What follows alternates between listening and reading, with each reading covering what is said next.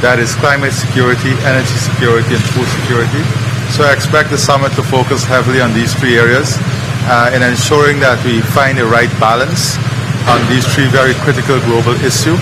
One in which we don't lock stakeholders out, but one in which we can have all the stakeholders on the energy front, the climate front, and the food security front together so that we can find solutions to the financing gap and we can find solutions to the problems that are affecting people and bridge the gap of inequality. What is your view on Ukraine and Russia?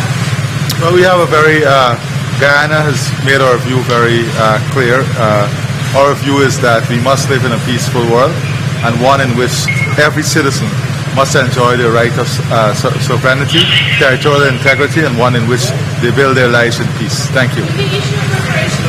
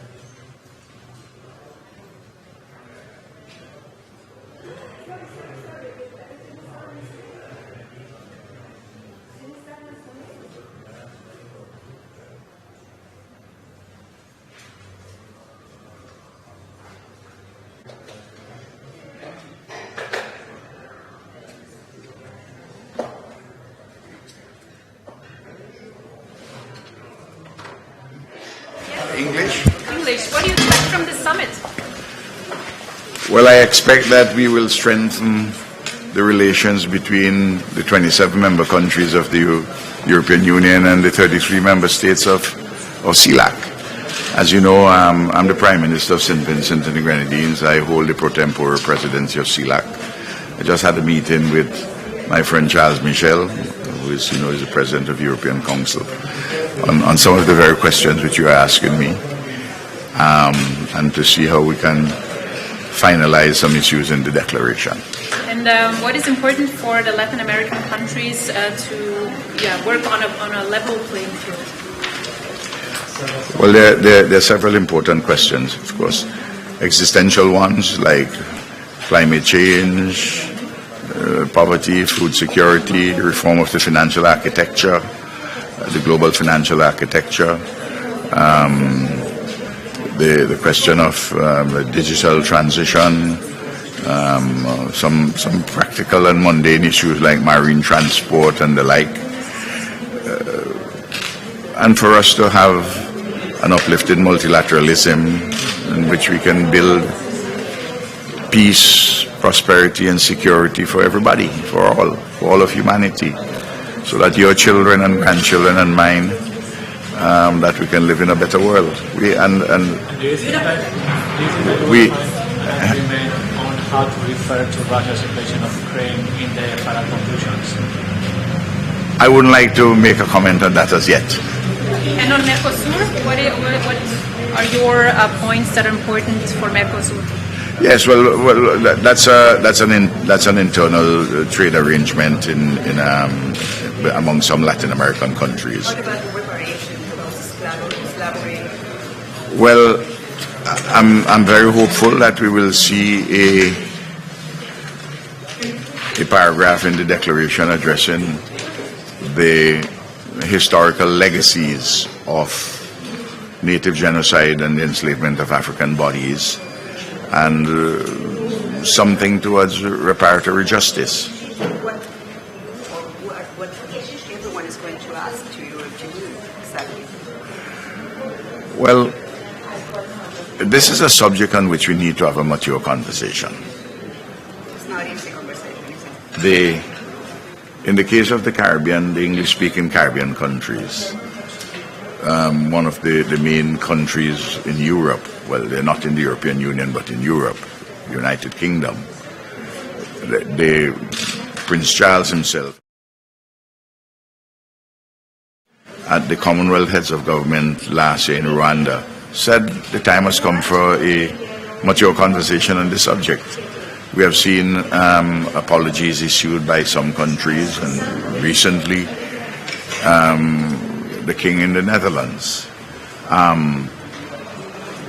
CARICOM, the Caribbean community, has put forward a 10-point plan for reparatory justice. You can go on the website and you can find them. This is not a plan for individual persons to get money. This is a plan on many issues involving questions of debt relief, matters, social inclusive matters in education and health, some cultural issues, and for us to work together on those matters to repair the historical legacies of underdevelopment resulting from native genocide and the enslavement of African bodies. Do you have plans to get advance of this topic to try to put a step forward in another topics like commercial topics or politics and dialogue, for example? Yes, and I would expect that once we have something on that here, it's a basis on which we can have this intelligent, mature conversation. It is, look, you know as well as I do know, it's a discussion, the time of which has now arrived. Swedish Radio, will you be able to reach an agreement in a statement regarding the war in Ukraine, Russia's ongoing war in Ukraine? I just said to my brother that I'm not yet sure what we will get and how that will be formulated.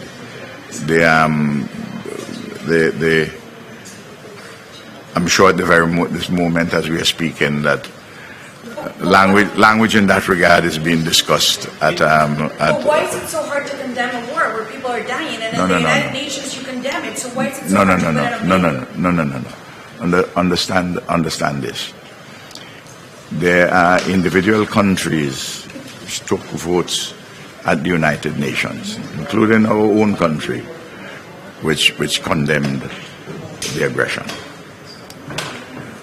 But there are countries which either abstained or took another position. And we have to find language of a consensus which would involve everybody. Would you like President Zelensky to be here today? I don't think that would be helpful. Another question on you see, you notice I use this word mature very often. We have to find mature diplomacy to resolve this awful tragedy in Ukraine. Another question on raw materials. Why are some countries so hesitant to deliver raw materials, especially critical raw materials, to the European Union? I don't know about that. On the contrary, I think that other countries in Latin America and the Caribbean have been trading with the European Union. I don't see a problem. Maybe other countries, not in Latin America and the Caribbean. What do you think of the investment plan announced by President von der Leyen this morning? I didn't hear that. That what? It's $45 billion investment plan to the region announced by President von der Leyen this morning. I didn't hear the announcement, but I know that there have been discussions on that hitherto, and I would expect that not only the role of the states, the European states, but the private sector in Europe for greater engagement with the private sector in Latin America and the Caribbean. And do you think the Celac will become more repetitive? It's been a long time between this one and the last one. Do you think now will become more of a routine? Hopefully. You know, life, living and production, they all have their complexities. And there is a poet from my country called Daniel Williams. He has a very interesting poem called We Are the Cenotaphs. And it says, we are all time, yet only the future is ours to desecrate. The present is the past, and the past, our father's mischiefs. Very interestingly, not the mother's mischiefs, the father's mischiefs. So that the world is complicated, and you're asking me some questions where you want some instant answers, and I can't give you instant answers because of complications and complexities and contradictions. But we all have to strive for a better world. That's the basic thing. And I think we will come out with some progress. We're looking for peace, prosperity, sustainable development and security for all. Don't you want a better world? I'm an old man, but I'm sure you want a much better world. Okay? My mind is telling me I must go. Thank you so much. Thank you so much. see how they're young these days? Like you.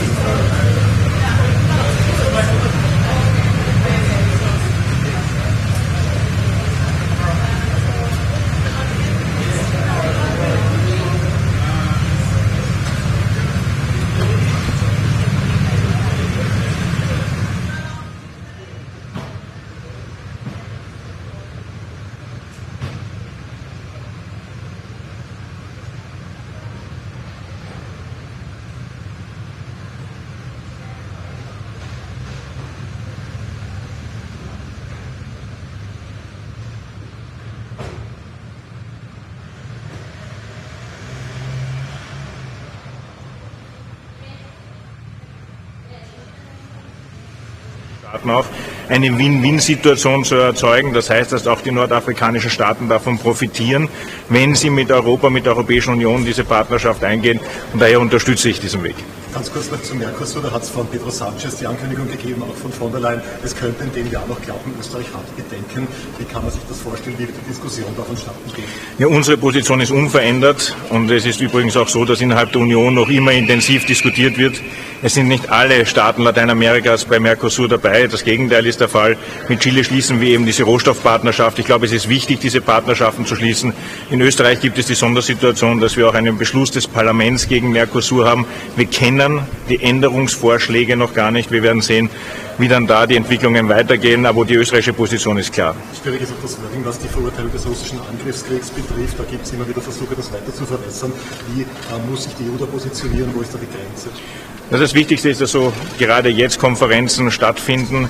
In Österreich habe ich im Bundeskanzleramt alle Botschafter Lateinamerikas eingeladen, um die Diskussion zu führen. Da gibt es Diskussionsbedarf. Lateinamerika ist da nicht eins. Es gibt eine klare Positionierung sehr wohl gegen die Russische Föderation, bei anderen Staaten wie Kuba zum Beispiel dann gar nicht. Mit dem muss man umgehen auf der einen Seite, aber vor allem viel diskutieren und sprechen. Unser gemeinsames Ziel ist es, dass der Krieg aufhört und vor allem, dass die grünen Korridore, sprich Getreide raus aus der Ukraine Richtung Welt wieder möglich wird. Das sind unsere Bestrebungen. Inwiefern gibt es auch Konkurrenz zu China oder andere große Player auch in Lateinamerika? Wie muss sich die EU da wappnen?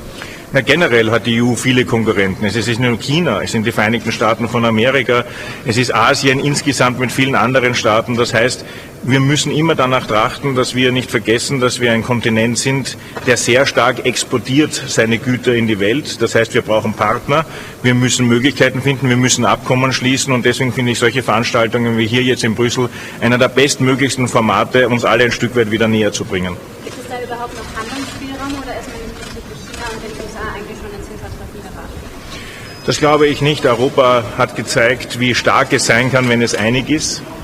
Hat gezeigt, wie innovativ es sein kann, wenn es darum geht, neue Energieformen zu entwickeln und auch neue Energiequellen zu erschließen.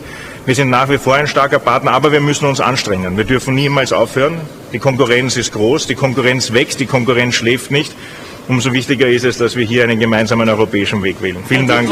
Danke schön. Thank you.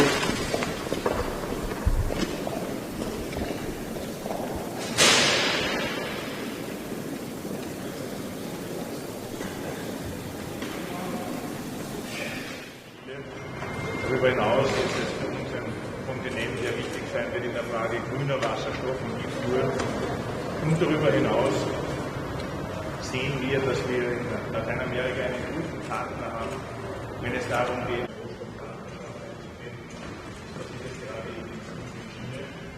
darüber hinaus ist es für uns ein Kontinent, der wichtig sein wird in der Frage.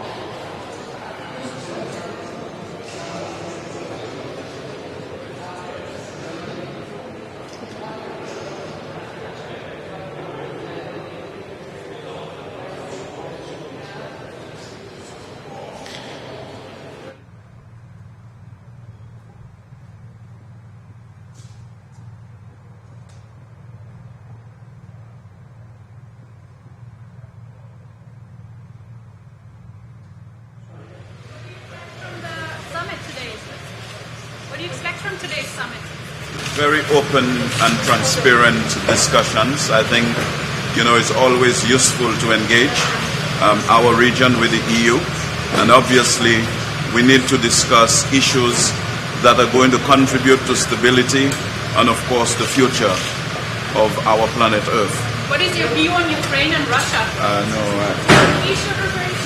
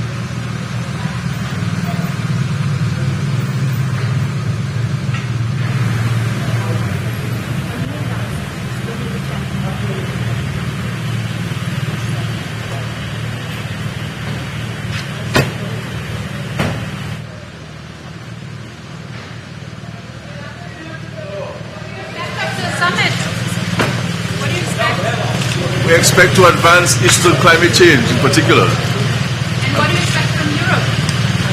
Collaboration and cooperation.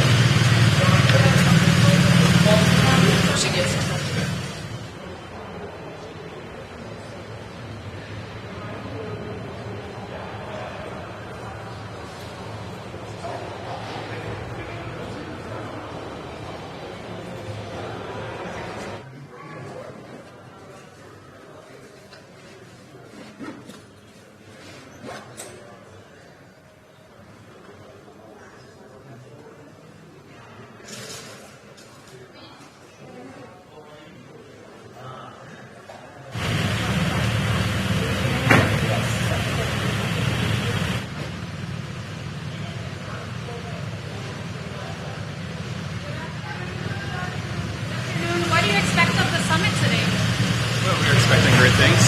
We're expecting that a lot of the issues that are common to both sides will be dealt with. What do you expect from the European Union for your region? Well, Europe and the Caribbean, we've always had very strong relationships, and we are faced with a lot of challenges, particularly related to climate change and stuff like that.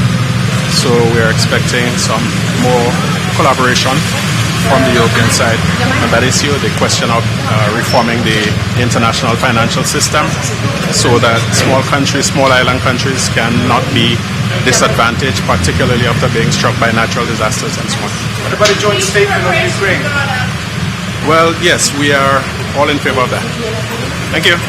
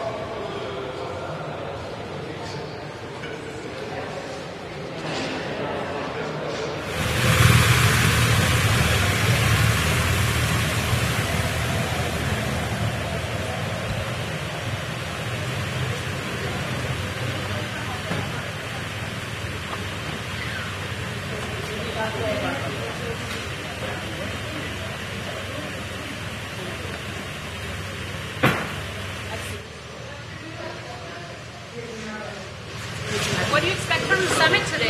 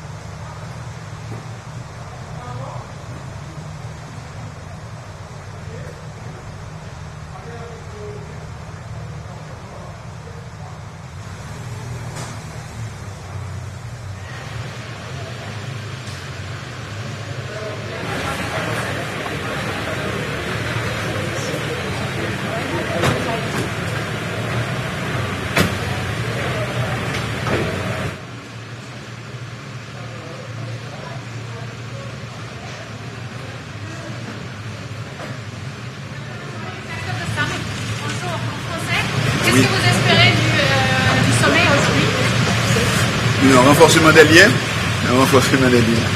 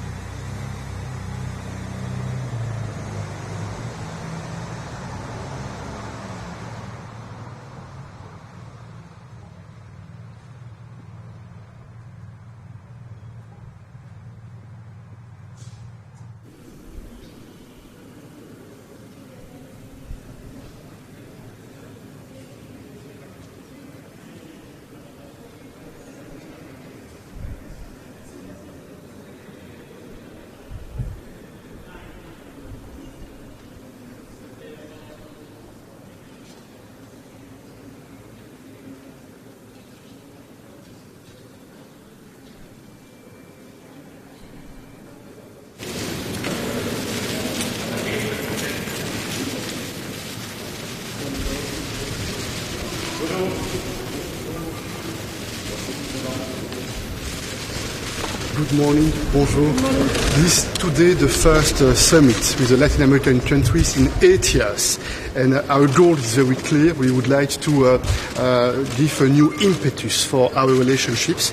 We have a lot in common. We want to support the multilateral approach. We want to support a rules-based international order. There are many challenges ahead of us. So that's why this meeting today and the meeting tomorrow will be extremely important. We also represent together 1 billion citizens. We also represent together 20% of the global GDP. It means that when we are able to band together, we can make the difference. And I'm very optimistic. I know that there are still some ongoing discussions to make sure that we'll have the occasion to agree on a joint communiqué. But I'm confident that we will express a very strong message, and it will develop a strong cooperation, a strong coalition in the interest of our continents, in the interest of our people. Ce sommet se déroule après 8 années qui se sont écoulées depuis la dernière réunion. L'Amérique latine et l'Union européenne ont énormément en commun. Nous souhaitons défendre un monde fondé sur des règles. Nous souhaitons défendre l'approche basée sur la coopération, sur le multilatéralisme. Les défis auxquels nous sommes confrontés en termes de transformation digitale, climatique, doivent nous amener à investir ensemble, à travailler ensemble et à défendre ensemble des principes auxquels nous tenons.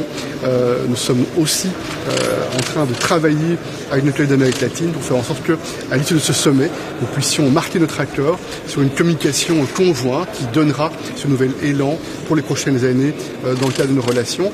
Et l'ambition est aussi de décider que tous les 2 ans, à l'avenir, un sommet pourra se tenir avec un mécanisme régulier de coordination entre l'Amérique latine et l'Union européenne. On climate change, today will be one of the topics. Are you worried about the climate? Climate change is affecting all of us, and we know that it's very important to act urgently and to act decisively. And I can observe that together with many Latin American countries, the European Union has been a front runner to make sure that the international community is acting more. We are the first sponsor in terms of financial support for climate change, and we are determined also to work very closely to all our partners across the world to reform the financial institutional organizations. Why are we selected? There is some differences, and we know that the great initiative, the mediation has been failed. What can you say about this topic? First point, the support from the EU for Ukraine is very firm and very clear, and it will never change. This one first element. Point 2, I'm very pleased that the vast majority of the Latin American countries, they've voted in favor of the resolutions in the General Assembly which condemned Russia. This is a clear and a powerful signal. Even if this is not unanimity, this is a powerful signal. And we'll have the occasion today to address all the challenges, including this important challenge, which have a lot of effects for the rest of the world. And then today, Russia made an announcement regarding this Black Sea Grain Initiative. Let's be clear, this Black Sea Grain deal agreed under the auspices of Antonio Guterres is very important, especially for the most vulnerable countries, because this agreement, together with the European solidarity lanes, it is helping to make sure that the most vulnerable countries have access to the grains and to the fertilizers they need for the people, for the population. And that's why we fully support all the efforts of Antonio Guterres to make sure that the continuity of this agreement will be guaranteed. Mr. President, what about Mercosur? What about the future for Mercosur? Do you see chances? I think this meeting is also an important one because it will be the occasion to listen to each other, to understand better what are the concerns on both sides. And we know that on the EU side we have serious concerns with the trade agreements, that we want to make sure that those trade agreements in the future will take more into account the environmental challenges, climate change, will also provide some social guarantees. This is very important for the level playing field. On the other hand, there are certainly legitimate concerns that will be communicated by the leaders coming from those countries. And the meeting today is an occasion for a better mutual understanding, and I think will be helpful to make steps in the future on those trade agreements. By insisting on these standards, aren't you afraid that you will lose the race against China? No, the debate is not a debate on China. The EU, we have our own strength, we have our own vision of the world based on our fundamental principles and values, and we engage with other regions in the world based on our values, to promote our values and to defend our interests. And we do not have any hidden agenda. This is very clear on the EU side. It means that we want to develop a sincere, frank relationship with our partners and friends in Latin America. And this meeting with the level of representation is a clear and a strong indication that also in Latin America they would like to engage much more with the EU. But the Americans say they don't want to be lectured by the Europeans. What is your opinion? They don't want to? Don't want to be lectured. No one intends to lecture anyone. This is not how it works. We have a lot of respect for those countries, for their traditions, for their culture, and the idea is always to engage in a spirit of mutual respect. This is how we see on the EU side the way we need to engage with the rest of the world. Président Michel, l'accord avec la Tunisie a été signé hier. Est-ce qu'il y a moyen de le détailler? Et puis quelles sont les positions de l'Europe? Sur cette question qui n'est pas l'ordre du jour du sommet aujourd'hui, je peux vous indiquer que c'est la concrétisation du dernier Conseil européen. Au dernier Conseil européen, nous avons appuyé les efforts qui ont été entrepris par la Commission européenne et spécialement par le Premier ministre néerlandais et la présidente du Conseil italien. Et donc il est positif que l'on ait pu rapidement, après ce Conseil européen, dégager un accord avec la Tunisie qui englobe de nombreux sujets pour un partenariat ambitieux avec la Tunisie et qui prend en considération des thèmes liés au développement économique, des thèmes liés aux efforts pour le changement climatique, mais aussi aux questions de mobilité. On Ukraine, it seems that your guests don't want to condemn the war in Ukraine to the extent the EU would like to see. Are the discussions still ongoing? What do you hope to get out of it? So I confirm that you are still discussing on the text of the communiqué, and it means something. It means that we want on both sides an ambitious text, and that's why there are some discussions still ongoing on the draft communiqué. On Ukraine, one thing is clear: a vast majority of the Latin American countries decided to condemn Russia, and this was translated in several votes in the General Assembly of the United Nations. Merci beaucoup. Thank you. Support this formula of Zelensky because EU supported. What about Latin? Yeah, we would like to discuss with our Latin American friends and to explain why we think it's very important to support Ukraine and why we are absolutely convinced it's important not to allow Russia to win. Because if Russia would win, then it means that we are all in danger. Why? Because Russia is member of the Security Council, point one, and we need to defend the UN Charter. We need to defend the territorial integrity and sovereignty. And we know that there are different opinions, different sensitivities on the question, and that's why we will do everything to support this idea that a just peace means a peace based on the UN Charter, means a peace based on the respect for the principles of justice. So, formula of Zelensky, you will discuss it, this formula of Zelensky. This is very clear that we'll have the occasion to address all the topics, and you can see today there was again an announcement made by Russia following which they seem to put on hold the Black Sea Grain Initiative. It will have huge effect for the rest of the world, especially for the most vulnerable countries. It means that this war launched by Russia against Ukraine, this is a question of global security, and that's why we'll also address the question in the hours to come. Thank you. Merci beaucoup. En français? Oui, en français, on peut le faire en français, ne vous inquiétez pas. Alors, Monsieur Michel, oui. Sí, Julio, estamos con el presidente del Consejo Europeo, el señor Patrick Michel. Monsieur Michel, merci beaucoup de nous joindre. Merci d'être présent pour suivre cette importante réunion avec les pays d'Amérique latine. Alors, qu'est-ce qu'on peut attendre de ce sommet? C'est un sommet qui se tient après 8 ans, sans avoir eu l'occasion de se rencontrer au plus haut niveau entre l'Europe et l'Amérique latine. L'Amérique latine et l'Union européenne représentent 1 milliard de citoyens, représentent aussi 20% du produit intérieur brut global. Et c'est un sommet pour donner un nouvel élan, pour donner une nouvelle force à la relation entre l'Union européenne et l'Amérique latine. On a beaucoup de points en commun, on a aussi des nuances sur certains sujets, et c'est l'occasion de mieux se comprendre, de se respecter et de voir comment on peut se rassembler autour de quelques objectifs communs. Et pourquoi on a dû attendre 8 ans pour avoir ce sommet?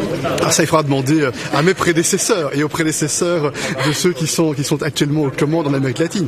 Une chose est certaine, en tout cas, depuis de très nombreux mois, nous travaillons avec nos partenaires d'Amérique latine pour réaliser ce sommet. J'ai eu l'occasion, et j'en suis très heureux, de participer au sommet du Celac au Mexique, il y a quelque temps déjà, en Argentine, c'était au mois de janvier, pour lancer ces préparations politiques de ce sommet. Je suis optimiste, on doit regarder vers l'avenir. Je vois que sur les questions de transition climatique, de transition digitale, nous partageons souvent les mêmes objectifs. Sur le support pour un ordre mondial fondé sur des règles, la Charte des Nations Unies, nous sommes très souvent également sur la même position. Et puis il y a des points sur lesquels il y a des différences, il y a des nuances, et on doit, avec respect, pouvoir aussi discuter des points pour lesquels on n'est pas spontanément d'accord. Le président Zelensky n'a pas été invité. Est-ce que vous êtes déçu? C'est pas une question, il n'y a pas une question de déception. C'est un sommet entre l'Union européenne et l'Amérique latine, et il est certain que l'Union européenne, systématiquement, dans l'ensemble de nos conversations avec nos partenaires dans le monde, nous expliquons pourquoi nous soutenons l'Ukraine, et nous expliquons pourquoi nous encourageons tous les pays dans le monde à soutenir la souveraineté territoriale de l'Ukraine et la Charte des Nations Unies. Il y a une guerre brutale menée par la Russie contre l'Ukraine. C'est une violation flagrante de la Charte des Nations Unies, et nous pensons que tous les pays qui veulent défendre la stabilité et la sécurité devraient soutenir l'Ukraine. Merci beaucoup. Merci à vous. Merci à vous. Au revoir.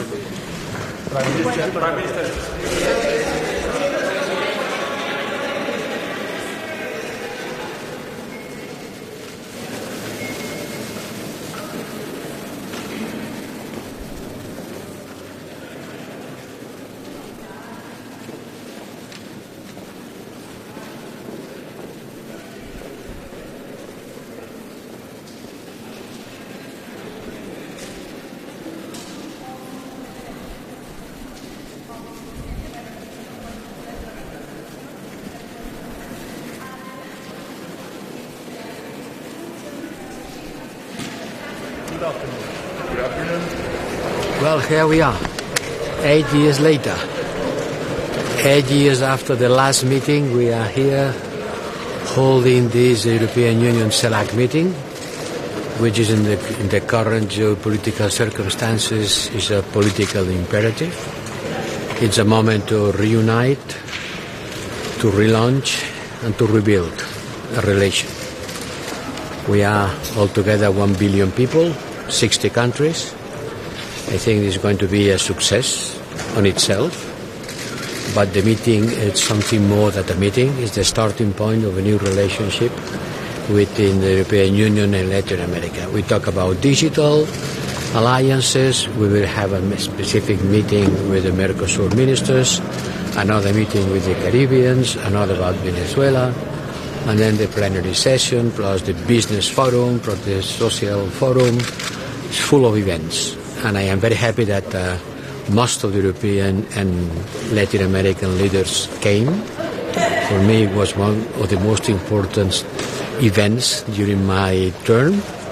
We work a lot for that to happen, and I am sure it will be a success and a good starting point for a stronger relation between Latin America, the Caribbean and the Europeans. Estamos unidos por la cultura, estamos unidos por la historia. Somos socios naturales, pero hemos de ser algo más que el resultado de la historia. Hemos de ser el resultado de la voluntad política de seguir trabajando juntos. Hay que hacer inversiones, hay que hacer cables ópticos, hay que hacer carreteras, puentes, fábricas, pero sobre todo hay que crear derechos y libertades que unan políticamente a esas dos partes del mundo que tienen tanto en común. Are you afraid? To shout. Are you afraid that the compromise on Ukraine will be watered down too much? Yes, we are working on that. I'm sure we will find a way of saying what we have already been said in the United Nations. I don't expect more than that, to repeat what has already been said in the United Nations about the Russian invasion of Ukraine. Why did it take so long and why now? That's a good question. Why did it take so long? Well, the COVID helped.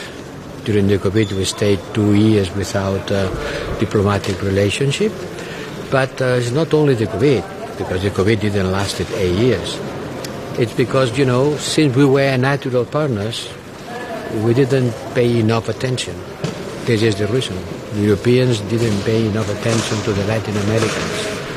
And now we have to react, and taking into account the new geopolitical scenario with the emergence of China and the new role of Russia, we have to express and to show not only concern, but engagement.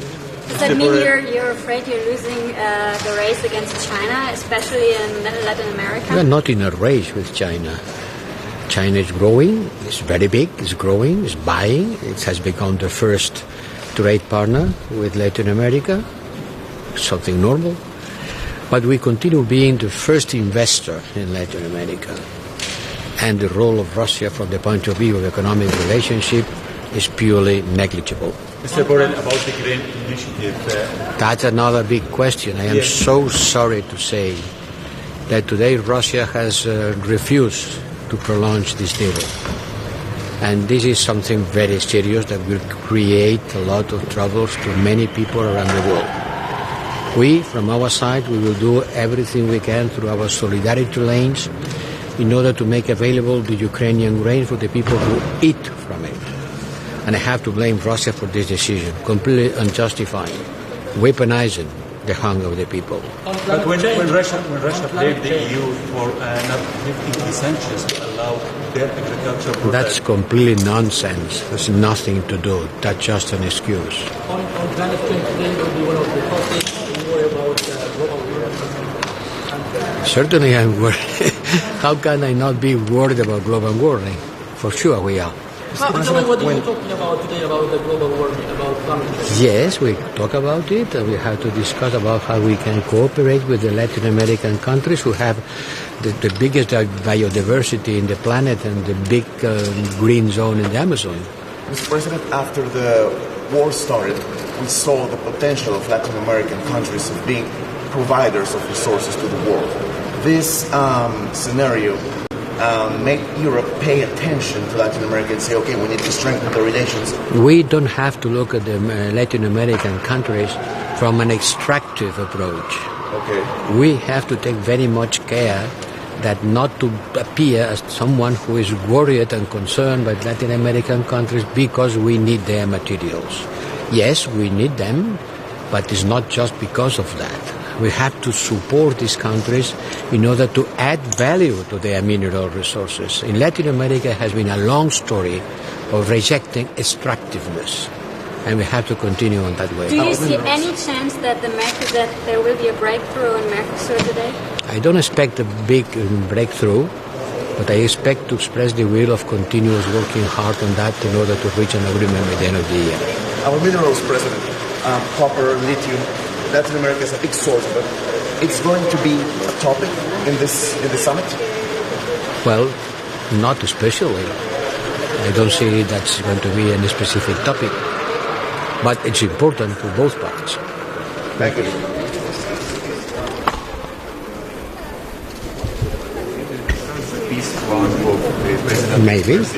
Maybe, I cannot tell. Señor Borrell, para Colombia, ¿qué podemos esperar de esta cumbre, señor Borrell? Esta cumbre, podemos esperar que América Latina y Europa se cojan de la mano y enfrenten juntos los problemas globales del mundo, trabajando en colaboración. Hace mucho tiempo que no nos hemos hablado unos a otros y espero que hoy sea el punto de partido de una relación más fuerte, más comprometida, buscando el interés común, mutuo, de las dos regiones del mundo que están más cerca una de la otra por razones históricas, culturales, y hemos de ir más allá de la historia para construir un futuro basado en la voluntad de trabajar juntos. Ya verá, de aquí saldremos cogidos de la mano, enfocando el futuro. También se hablará de derechos humanos con Nicaragua, con Venezuela. Por supuesto, señor Borrell, claro que sí, señor Borrell, que sí. estamos en vivo para Caracol Radio. Usted fue a Colombia a la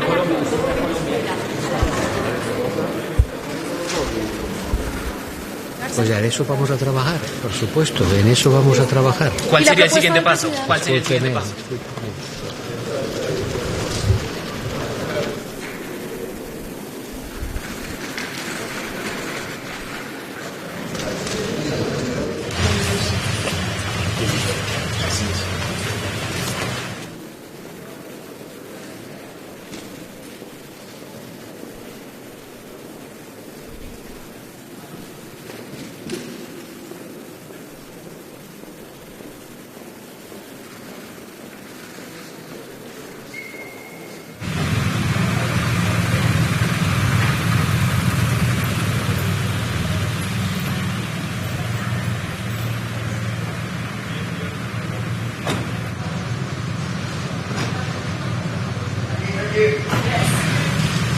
You haven't gone home for lunch? Already, any updates? No update. Thank you.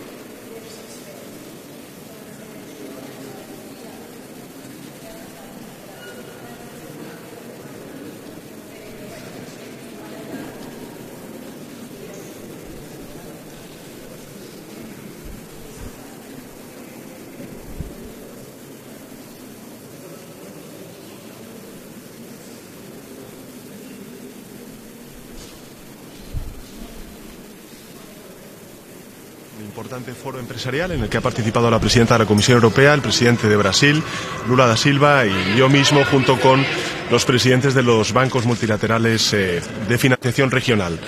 Y creo que el importante anuncio que ha hecho la presidenta de la Comisión, de que se van a destinar más de 40.000 millones de euros a través de esa iniciativa de Global Gateway a inversiones públicas de Europa a América Latina y el Caribe, es un extraordinario comienzo de lo que yo creo que va a ser un éxito de cumbre. Lo es desde el punto de vista político, porque estamos hablando de que esta es la...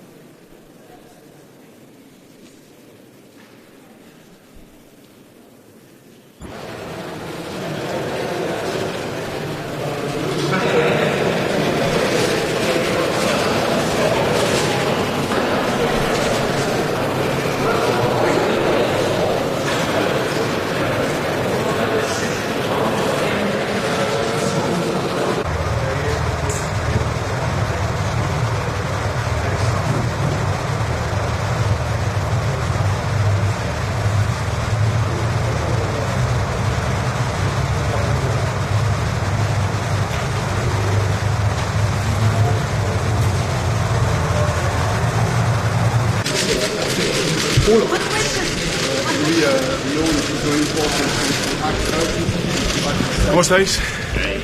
Buenas tardes. Bueno, pues hemos estado... Sí, cuando me digáis. ¿Qué tal, Carlos? Andrés, ¿cómo estáis? Bueno, cuando me digáis. ¿Está bien la cámara? Venga, perfecto. Bueno, saben que hemos comenzado hoy el día con un importante foro empresarial en el que ha participado la presidenta de la Comisión Europea, el presidente de Brasil, Lula da Silva, y yo mismo, junto con los presidentes de los bancos multilaterales de financiación regional. Y creo que el importante anuncio que ha hecho la presidenta de la Comisión, de que se van a destinar más de 40.000 millones de euros a través de esa iniciativa de Global Gateway a inversiones públicas de Europa a América Latina y el Caribe, es un extraordinario comienzo de lo que yo creo que va a ser un éxito de cumbre. Lo es desde el punto de vista político, porque estamos hablando de que esta es la primera cumbre que se celebra conjuntamente entre la Unión Europea y la América Latina y el Caribe desde hace 8 años. Desde hace 8 años, y en 8 años han pasado muchas cosas. En segundo lugar, lo es porque en esta cumbre vamos a aprobar, muy probablemente, un mecanismo de diálogo permanente entre ambos bloques para concertar, compartir, aplicar políticas estratégicas en muchos de los desafíos globales que están afrontando nuestras sociedades. Estamos hablando de la desigualdad, de la igualdad de género o también, lógicamente, del cambio climático.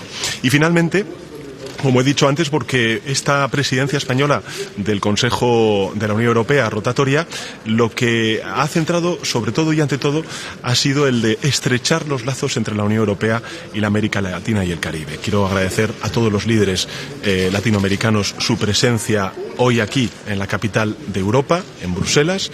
Todos los dirigentes que tienen la costumbre de viajar lo han hecho, de estar presentes en espacios multilaterales lo han hecho, y yo quiero agradecerlo, ese esfuerzo, personalmente. Y en segundo lugar, porque porque a lo largo de estos 6 meses de presidencia española vamos a tener 2 momentos muy importantes también en lo que representa este estrechamiento de los lazos entre América Latina y el Caribe, y es la firma del acuerdo de modernización entre Chile y la Unión Europea, y también esperemos de México con la Unión Europea. Tenemos pendiente también el Mercosur, que esperemos que a lo largo de estos 6 meses podamos seguir dando pasos y que podamos, ojalá, en nuestra presidencia llegar a una positiva conclusión. Pero si no es así, al menos que podamos dar pasos para que esta firma entre el Mercosur y la Unión Europea pueda ser una realidad más pronto que tarde, ¿no? Así que, bueno, yo creo que va a ser un éxito de cumbre. Agradecer a todos los líderes el esfuerzo que han hecho en desplazarse aquí a la capital de Europa, a Bruselas, y creo que hay que reivindicar el papel que ha jugado España en la elaboración de esta cumbre tan importante, que no se celebra desde hace 8 años y que sin duda alguna va a ser un antes y un después en las relaciones bilaterales entre la Unión Europea y la América Latina y el Caribe. Y si queréis os respondo a 2 preguntas y... Presidente, ¿nos puede confirmar que esta noche no estará en la cena de gala, que se irá a un mitin a Huesca? Voy a ir a un mitin a Huesca. Y no sé si eso, si esa ausencia para ir a un mitin... no, en absoluto, ¿lo entienden? ...preocupar de cara a que pueda parecer... No, al contrario. Yo voy a estar, hombre, por Dios, llevamos más de 1 año trabajando, voy a estar presente en todos los actos formales, también los informales, en fin, todos los líderes entienden perfectamente que estamos a 5 días de las elecciones generales y que, por tanto, bueno, pues voy a hacer este sobreesfuerzo de ir a Huesca, de volver de madrugada y mañana estar aquí de nuevo con todos los líderes latinoamericanos y también europeos. Presidente, ¿qué tiene que decir sobre las palabras de Alberto Núñez Feijóo esta mañana en Televisión Española, que dijo que se readmite de que el PP sí revalorizó las pensiones en el 1% y la acusa otra vez a usted de mentir? Y acabamos de saber la última encuesta del CIS que le da a usted el ganador. ¿Confía todavía en ganar las elecciones? Sí, vamos a ganar las elecciones. Porque además la ciudadanía española, conforme se acerca la fecha de las elecciones, es más consciente aún de las oportunidades que podemos perder si no consolidamos estos avances que hemos logrado durante estos últimos 4 años y, por tanto, si no hay políticas progresistas, y de otro lado la amenaza real que representa un gobierno de coalición del Partido Popular con Vox, que sería un serio retroceso para España y sería un serio revés también para el proyecto europeo. Y a partir de ahí, sobre la cuestión que me ha preguntado de la revalorización de las pensiones conforme al IPC, yo creo que los pensionistas de nuestro país, los 10 millones de pensionistas de nuestro país, pero no solamente ellos, se merecen saber la verdad. Y la verdad es que el Partido Popular, cuando gobernó, no revalorizó las pensiones en esos años. Y la verdad es que ha votado sistemáticamente a lo largo de estos últimos años en contra de la revalorización de las pensiones conforme al IPC. Y la verdad es que aquí en Bruselas, cuando el Gobierno de España llegó a un acuerdo con la Comisión Europea para blindar por ley esa revalorización de las pensiones, vino personalmente el señor Feijóo a reunirse con la presidenta de la Comisión Europea y posteriormente con el comisario de Economía a decirles que se boicoteara este acuerdo, que este acuerdo no era el que quería el Partido Popular. Y esto no lo hizo nadie más que el señor Feijóo.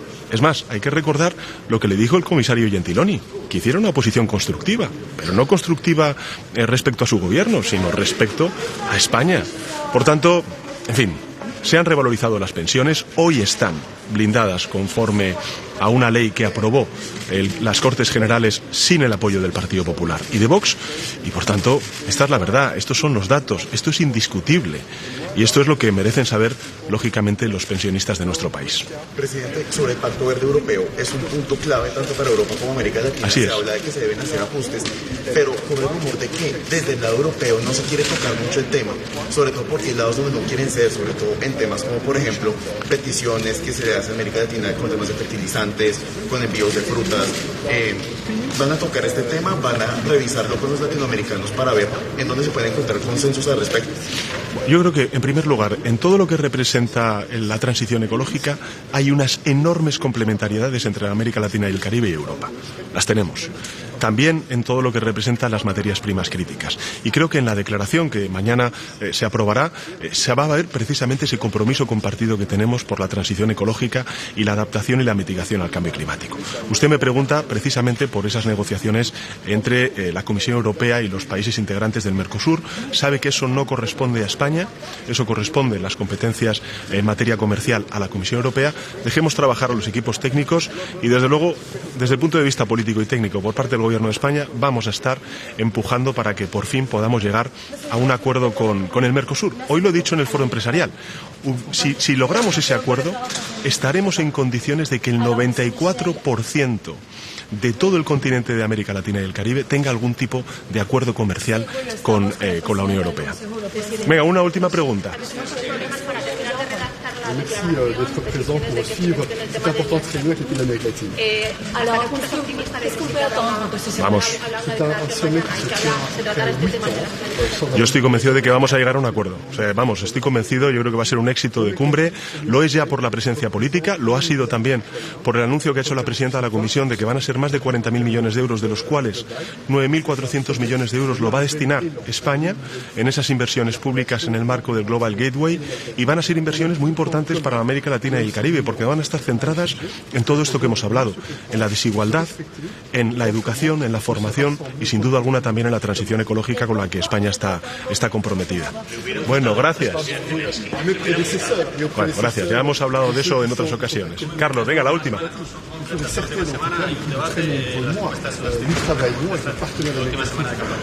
Bueno, yo creo que estamos en una remontada, que el Partido Socialista va a ganar las elecciones, que el Partido Popular las va a perder, y las va a perder por dos motivos. Uno, porque no ha parado de mentir durante toda esta campaña, de obstruir durante estos últimos 4 años en una legislatura inédita, con una pandemia y ahora con una guerra, y las va a perder porque la alternativa es un gobierno del señor Feijóo con el señor Abascal. Y eso, insisto, es un serio retroceso en nuestro país que nos metería, bueno, pues en una máquina del tiempo hacia el pasado, en el que yo creo que la mayoría social de nuestro país no está de acuerdo. Creo que hemos hecho un trabajo extraordinariamente positivo el gobierno de coalición progresista, que solamente hay 2 opciones de gobierno a partir del 23 de julio, una del Partido Socialista con el partido de Sumar, de Yolanda Díaz, y otra del señor Feijóo con el señor Abascal. Y estoy convencido de que la mayoría social de este país va a optar por la primera opción, por un gobierno de progreso que consolide los avances que hemos logrado durante estos difíciles 4 años de legislatura, y que merecemos 4 años para que se consoliden y que no haya ningún gobierno en un futuro que pueda dar ninguna marcha atrás, ni en la revalorización de las pensiones, ni en la reforma laboral, ni por supuesto en la ley de eutanasia, ni en la ley educativa, ni en todo lo que estamos haciendo en política social. Bueno, muchísimas gracias.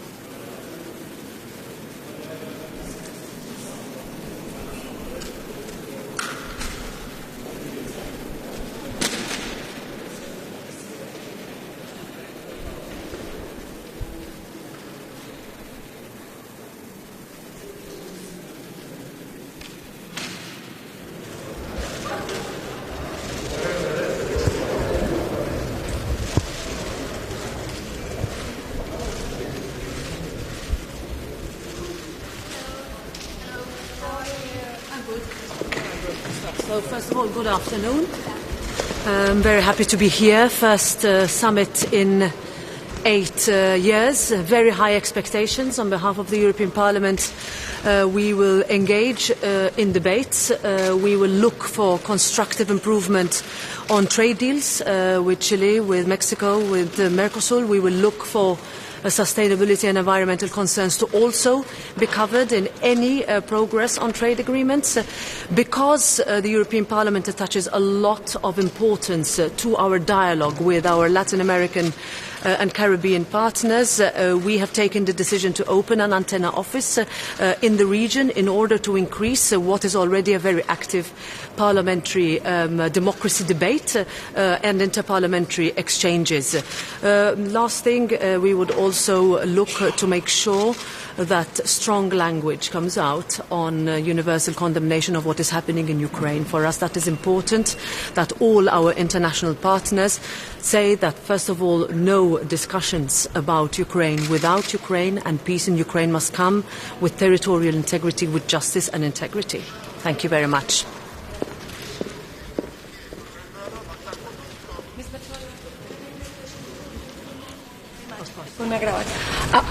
Hi, how are you? This is for W Radio. What can we expect for this summit here in Brussels? Well, first of all, there's very high expectations of this summit. We should not have waited 8 years to have a summit like this, and also not only during the Spanish presidency. That's why we very much welcome this summit today, and we're very much happy that it's happening at this time, and we would hope that we would very much look forward to the next one in 2025.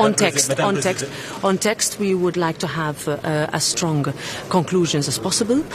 We would like to have as strong progress as possible on trade agreements. For us, trade agreements are a win-win. This is not about a subsidy race or protectionism. This is about making sure that agreements are a win-win for all, and the European Parliament also pushes to make sure that we have as much protection of human rights, environmental and sustainability concerns. Lastly, we would look for as much as convergence as possible on the universal condemnation of what's happening in Ukraine, and that the European Parliament will be opening an antenna office in the Latin American region, because we see how important that is in order for us to continue to engage from a diplomatic and parliamentary perspective. What about the relationship with Venezuela, Nicaragua and Cuba? Well, all our positions of the European Parliament are clear, and I will be pushing for those. Last question. About the Ukraine initiative. It stopped today, and Russia is not extending, blaming the EU for that. What can you say about this? Well, for us, it is extremely worrying. What we have seen with the ongoing provision by Ukraine, notwithstanding the fact that it is under daily bombing attacks, is the possibility for Ukrainian grain to continue to feed the world. The decision by today means that that could possibly no longer take place. And our concern would be on the spillover effect, on the impact of such a decision, which is so regrettable, so worrying, and one that we would hope we would continue to find a resolution for, because countries are dependent on Ukrainian grain and will continue to do so. Thank you very much. Thank you.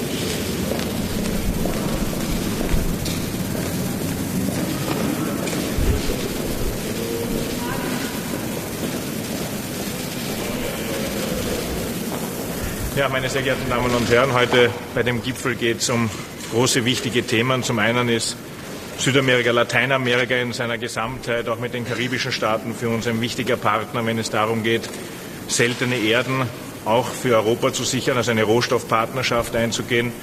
Das passiert jetzt gerade intensiv mit Chile. Darüber hinaus ist es für uns ein Kontinent, der wichtig sein wird in der Frage grüner Wasserstoff und E-Fuels. Und darüber hinaus sehen wir, dass wir in Lateinamerika einen guten Partner haben, wenn es darum geht, Fachkräfte nach Europa zu bringen. In vielerlei Hinsicht einen guten Partner haben, vor allem auch was die Integration betrifft. Erlauben Sie mir auch einen kurzen Ausflug nach Nordafrika. Hat es gestern diese Absichtserklärung gegeben von der Kommissionspräsidentin mit Mark Rutte und Giorgia Meloni. Was erwarten Sie sich denn von diesem Abkommen? Kann da der Türkei ein Vorbild sein und was kann das besser machen als die Türkei?